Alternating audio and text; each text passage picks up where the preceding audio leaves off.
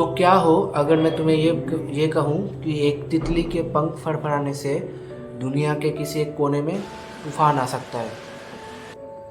जो कि सुनने में बहुत वियर्ड लगता है, पर ये एक्चुअली ये चीज़ होता है। और इस फिनोमिना को कहते हैं बटरफ्लाई इफ़ेक्ट, जो कि मैं वीडियो में अभी मैं इसको एक्सप्लेन करूँगा कि क्या होता है बटरफ्लाई इफ़ेक्ट।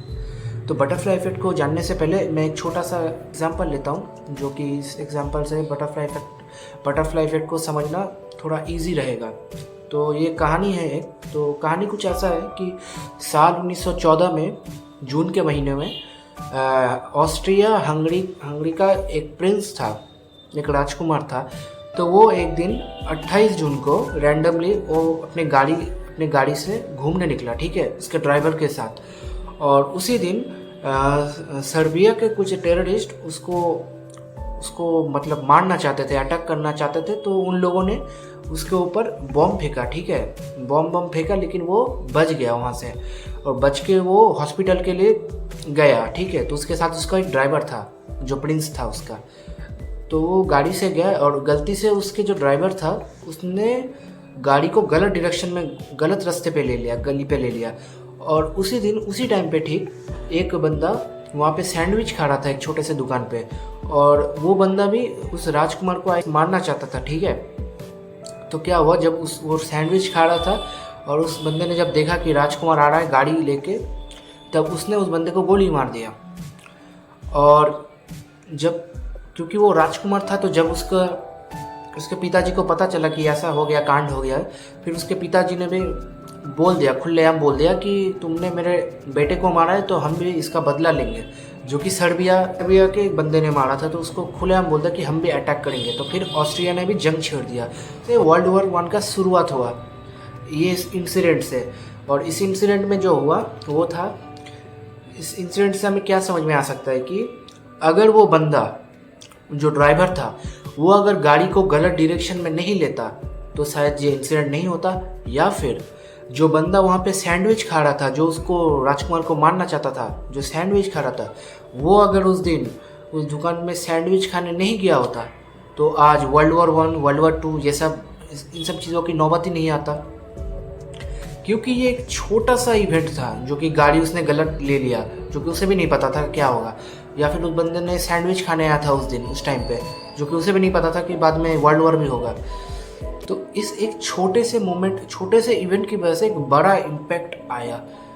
तो जो बड़ा इम्पैक्ट है, इस बड़ा एक छोटे से चीज़ से जो बड़ा इम्पैक्ट है, इसी को कहते हैं बटरफ्लाई इफेक्ट। और ये चीज़ पॉजिटिव भी हो सकता है और नेगेटिव भी हो सकता है। तो इस केस में जो वर्ल्ड वॉर वाला केस था, इस केस में ये नेगेटिव हुआ कि दोनों देशों के बीच जंग छिड़ गया। उसके बाद फिर और कंट्रीज एक दूसरे का साथ दिए, जैसे कि हो गया ब्रिटेन, फ्रांस, रशिया, ये सब चला गया सर्बिया के साथ। और जो ऑस्ट्रिया हंगरी था उसके साथ आ गया जर्मनी, टर्की, और बाद में शायद से जापान भी आया था।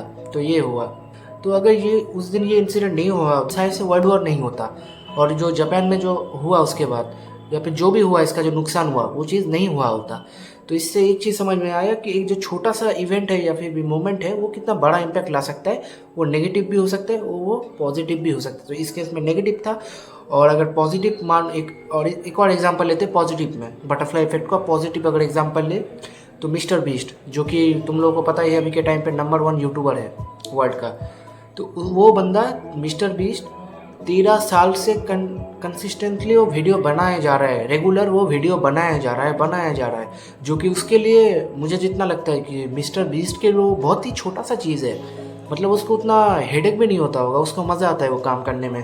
तो वो चीज़ रेगुलर करते गया। उसको भी नहीं पता था कि वो आज इतना बड़ा दुनिया का टॉप क्रिएटर बनेगा, यूट्यूबर बनेगा। वो चीज़ उसे भी नहीं पता था, लेकिन वो चीज़ वो रेगुलर करता गया, कंसिस्टेंट के साथ वो करता गया, कंसिस्टेंटली वो करते 13 साल बाद वो आज इस पोजीशन पे है। आई गेस उसके 6 साल तक कुछ उसका इतना खास ग्रोथ नहीं हुआ था, जो कि वो बोल भी रहा था।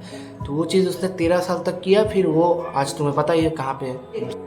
एग्जाम्पल है बटरफ्लाई इफेक्ट का, जो कि कहता है कि कैसे एक छोटा सा मोमेंट या फिर छोटा सा इवेंट कैसे एक बड़ा इम्पैक्ट ला सकता है। जैसे कि मैंने फर्स्ट बोला कि एक तितली के पंख फड़फड़ाने से कहीं पे तूफान आ सकता है। ठीक उसी तरह किसी एक छोटे से मूवमेंट की वजह से कितना बड़ा इम्पैक्ट आ सकता है। और ये तो मैंने खाली एक दो एग्जांपल लिया, ऐसे पता नहीं कितने और एग्जांपल है। तो बटरफ्लाई इफेक्ट मेनली यही है कि कैसे एक छोटा सा इवेंट या फिर मूवमेंट कितना बड़ा इम्पैक्ट फ्यूचर में ला सकता है या फिर उसका बड़ा रिजल्ट हो सकता है। तो यही था बटरफ्लाई इफेक्ट। तो आज का ये वीडियो यही तक, मिलूंगा किसी एक और नए वीडियो में, तब तक के लिए टाटा।